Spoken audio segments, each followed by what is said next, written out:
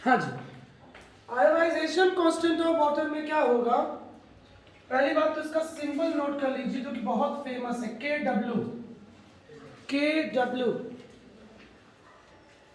ठीक है, बबलू नहीं हो तो मैं हूं, मैं ना बबलू, बबलू नाम के लड़के बड़े दुष्ट होते हैं। हाँ, के डब्ल्यू हो गया। एक मेरी स्टूडेंट बोली सर मेरे पापा का नाम बबलू ही है, मैं कहा दुष्ट है। चलिए,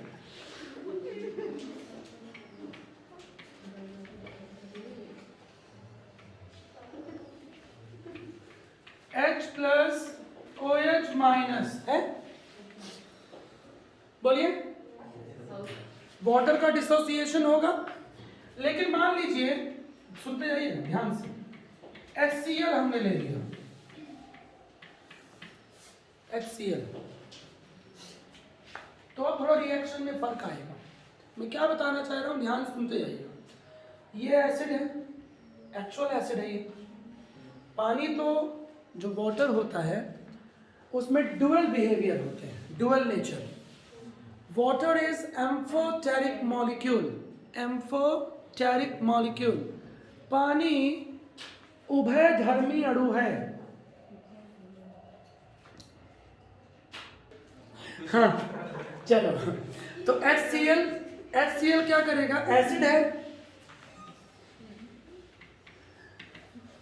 स्ट्रॉन्ग एसिड है, H प्लस रिलीज कर देगा, तो इसको लपक लेगा कौन? पानी। समझते जाना, पानी इसको लपक लेगा, तो Cl नेगेटिव बनेगा, प्लस बनेगा आपके लिए न्यू है, हाइड्रोनियम आयन बना लीजिए, हाइड्रोनियम आयन। क्लियर है? Hydronium ion. नामदेव जी थोड़ा सा मन दिमाग दिल है ना यही रखेंगे, ठीक है, क्लास में रखेंगे। वैसे दिल आप बाहर छोड़ के आइए, कोई दिक्कत नहीं, दिमाग लेके आइए। हाँ, कुछ लोगों का दिल जो है ना ऑल टाइम धड़कते रहता है, मेरा भी धड़कता है क्लास के बाहर। हाँ। हो गया, तो H प्लस, क्लियर है, हाइड्रोनियम आयन।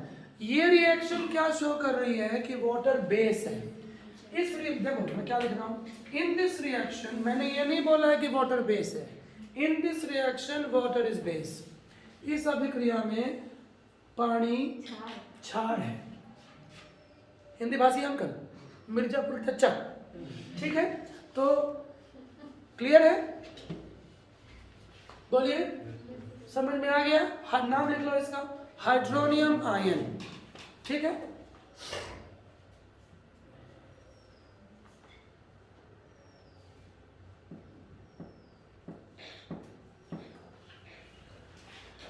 ठीक, अब सुनिए मैं क्या बताना चाह रहा हूं। जो वाटर मॉलिक्यूल होता है ये एम्फोटेरिक होता है, लिखो नीचे, वाटर इज एम्फोटेरिक मॉलिक्यूल। पानी उभयधर्मी अणु है, अधर्मी नहीं भाई, उभयधर्मी, उभय मीन्स दोनों, उभयधर्मी अणु है, एम्फोटेरिक मॉलिक्यूल।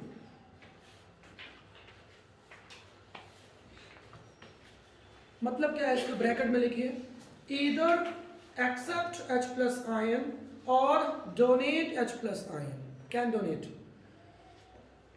पानी H प्लस आयन ग्रहण भी कर सकता है और दान भी कर सकता है।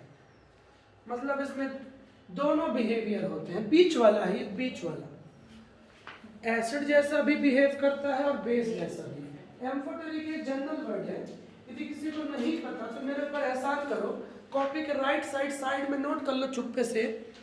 Amphoteric means acidic as well as base, अम्ल और क्षार दोनों की तरह व्यवहार करना। करण जौहर, आई बात समझ में? जो दोनों की तरह व्यवहार करे, समझ में? बाहर से पुरुष अंदर से महिला, क्लियर है? समझ में आ गया ही है? बोलिए। हाँ जी, तो वाटर एम्फोटेरिक होता है। इस रिएक्शन में H प्लस लिया है क्योंकि यहाँ एसिड है, यदि यहाँ मैं कोई बेस रख दूंगा, बेस, तो फिर पानी H प्लस देगा। नहीं समझे? इस रिएक्शन में ये एसिड, ये ज्यादा स्ट्रॉन्ग एसिड है, इसलिए इसने अपना H+ नहीं दिया, इसका ले लिया। यदि यहाँ पे कोई बेस होता तो फिर पानी H+ देगा। क्लियर हुआ? बोलो, आगे बढ़ो। तो ये बेसिक था, क्लियर है? बेसिक। अब नोट करिए, लिखिए dissociation constant K is equal to,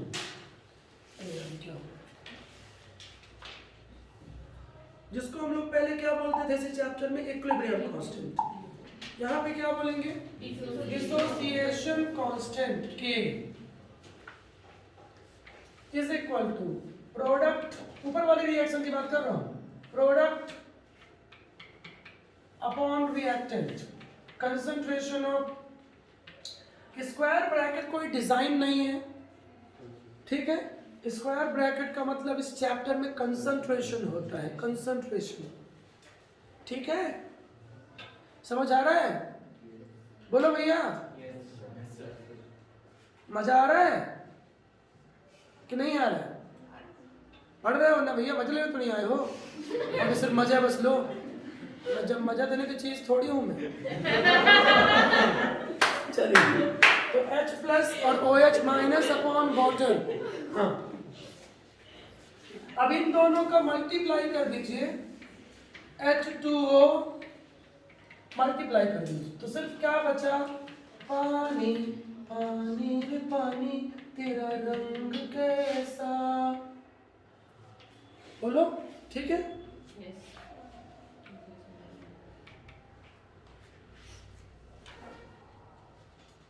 हो गया? क्लियर है? इन दोनों के मल्टीप्लाई को शॉर्ट में बोल दिया जाता है KW। पानी रे पानी तेरा रंग कैसा, वॉशरूम में न हो तो अंग अंग मैला, पानी रे पानी। हाँ, तो KW is equal to H+ ion into OH- ion. जो ये फॉर्मूला मिल जाए, भूल जाए, इतना बहुत डिफिकल्ट है, यूपीएससी भी आ सकता है, बहुत डिफिकल्ट फॉर्मूला है, जो ये भूल जाए मेरे से प्लीज अकेले मिले, ठीक है? उसकी मैं जड़ी बूटी दूंगा। KW is equal to H+ ion into OH-। Clear है? बहुत डिफिकल्ट है, मतलब कैसे याद होगा मैं सोच रहा हूँ। हाँ, KW मतलब वाटर के लिए KW is equal to H ion into OH, बहुत डायरेक्ट। चलिए, अब इसका नाम लिख लीजिए, वैसे हेडिंग करा दिया हूँ। तो KW इज, लिखो, KW इज नोन एज, बहुत फेमस है, आयोनाइजेशन कांस्टेंट ऑफ वाटर, या डिसोसिएशन, वही नाम है जो पहले था, सिर्फ पानी आ गया है, लेकिन एक नाम और है। शॉर्ट में कभी कभी हाँ वाटर प्रोडक्ट भी बोल देते हैं इसको, शॉर्ट में। प्रोडक्ट का मतलब मल्टीप्लाई होता है, प्रोडक्ट का मतलब यहाँ मल्टीप्लाई। H और OH के बीच में मिर्जापुर वाले कच्चा मल्टीप्लाई है कि नहीं?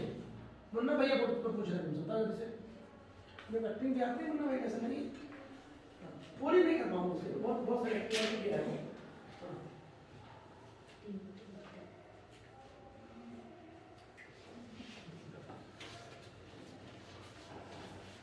हाँ,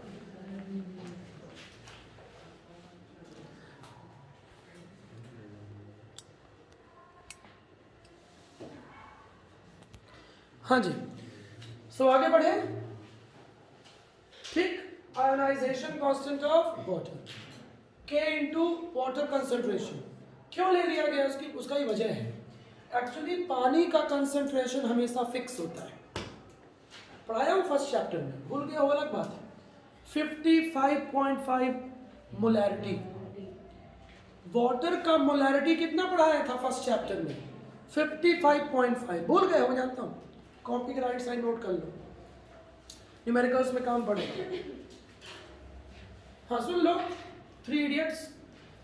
मोलैरिटी, नॉर्मेलिटी, ये कंसंट्रेशन को शो करते हैं, पहले चैप्टर में पढ़ाया था। बोलो सर कल का तो याद नहीं है, 6 महीने पहले की बात करते हो।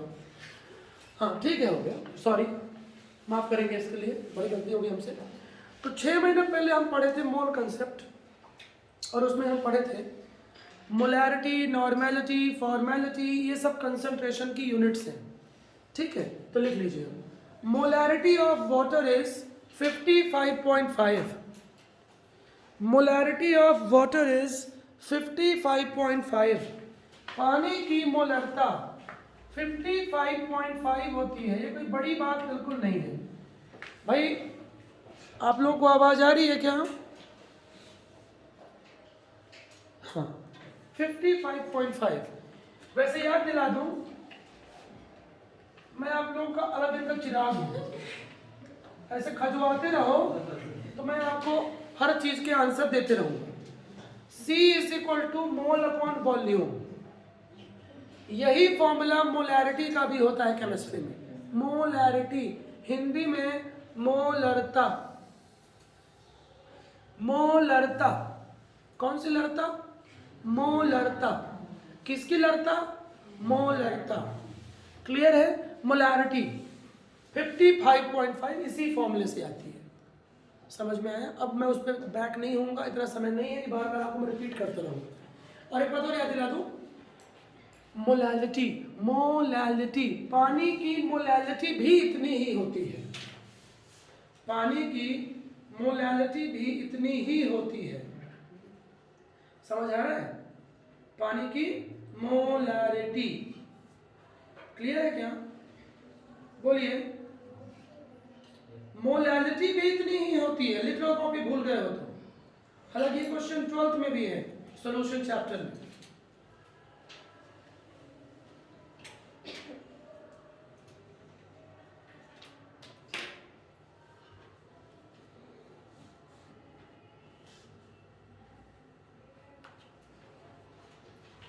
ठीक है, क्लियर हो गया?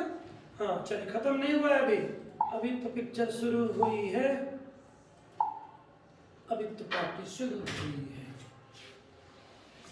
हाँ, अब लिखेंगे अच्छे से। At STP 25 degree Celsius and 1 atmospheric pressure, एक वायुमंडलीय दाब पर, जो आपको याद करना पड़ेगा।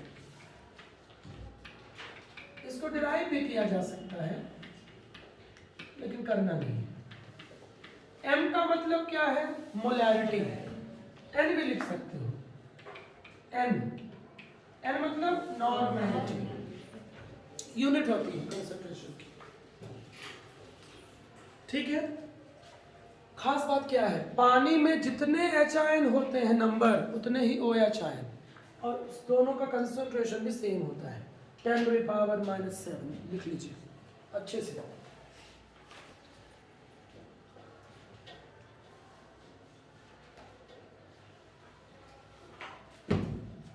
हम लाए हैं तूफान से कश्ती निकाल के, इस देश को रखना रबड़ी देवी संभाल के।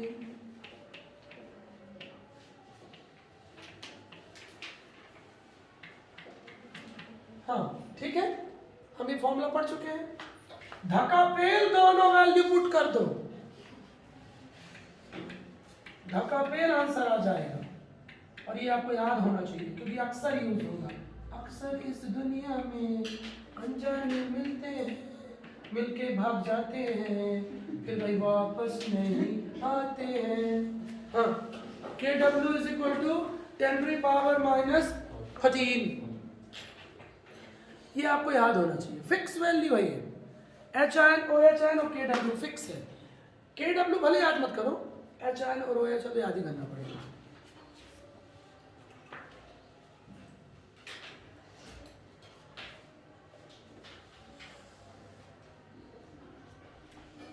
हो गया? क्लियर है? बोलिए। अब एक अच्छे से पॉइंट लिखिएगा, फिर ब्रेक देने वाला हूं। हाँ लिखिए, इन वाटर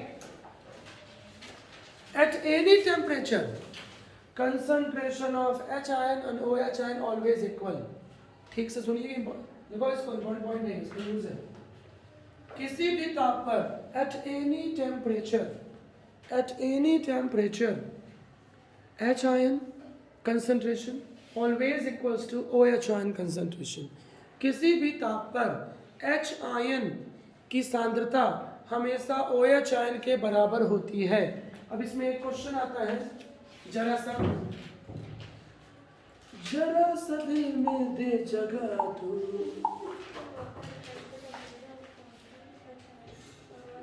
जरा सा अपना ले बना तू. क्वेश्चन आता है, at 90 degrees Celsius H ion concentration -6 है, then what will be the value of Kw? So answer होगा -13. माइनस, बहुत ही सिंपल प्रॉब्लम है, ज़्यादा टाइम वेस्ट ना करते हुए मैं खुद ही सॉल्व कर रहा हूँ. क्वेश्चन शॉर्ट में लिख लिया. If and buts,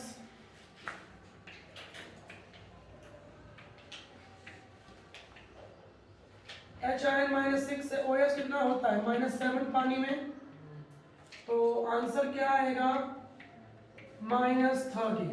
simple problem है, क्लियर है. चले, हो गया, जल्दी बोल दीजिए. अभी तो आपने बताया कि दोनों. हाँ, मैं वही देख रहा था, जिनके दिमाग में डाउट्स आए वो इंसान है, जिनके दिमाग में नहीं आया वो धूर्त है.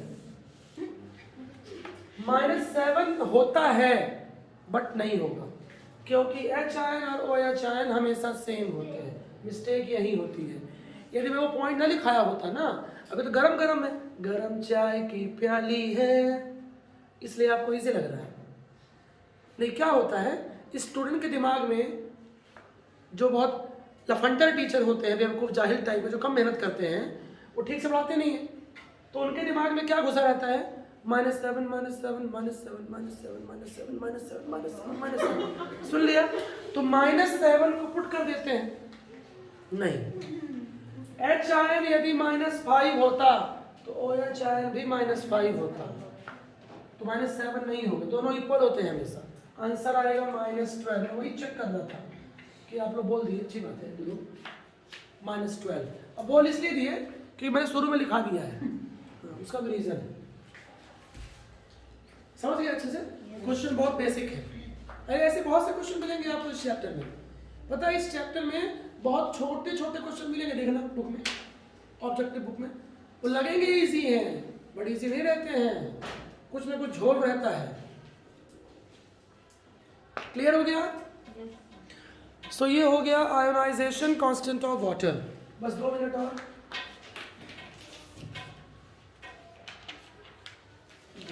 बनाने वाले क्या तेरे मन में समा. हाँ, स्टार लगा के लिखिए. हाँ, आज 2 दिन से बोल रहा हूँ मैं, पी आ जाए तो क्या बात है, समझ गए आप. PKW, P के बबलू नहीं, PKW, W. हाँ, ठीक. KW की वैल्यू फिक्स होती है वैसे तो नॉर्मल टेम्परेचर पे. नॉर्मल टेम्परेचर पे क्या लेना है, लिखते जाइए, मेरा टाइम खोटी मत करिएगा.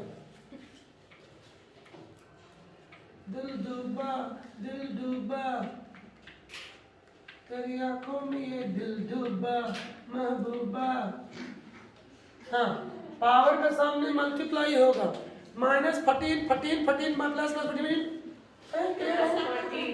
यस, मेरे को नहीं पता. पी के बाबलू 14, ये आपको याद होना चाहिए. एट नॉर्मल टेम्परेचर 25 मतलब room temperature, normal temperature, room temperature. आपको ये ना बोलते हैं सर हमारे रूम में टेम्परेचर तो 10 डिग्री सेल्सियस है, तो आप 25 का है बोल रहे हैं. नहीं, केमिस्ट्री में अप्रोक्स 25 to 35 माना जाता है. अब आपके रूम का भले 0 डिग्री ही क्यों ना हो, अब आप कश्मीर में है, स्विट्जरलैंड में है, तो उसके लिए मैं क्या कर सकता हूँ. ठीक है, तो PKW is equal to 14. Clear हो गया. तो ये हो गया आयोनाइजेशन कांस्टेंट ऑफ वाटर। इसके बाद पढ़ेंगे अगली क्लास में पीएच 5 मिनट के ब्रेक से।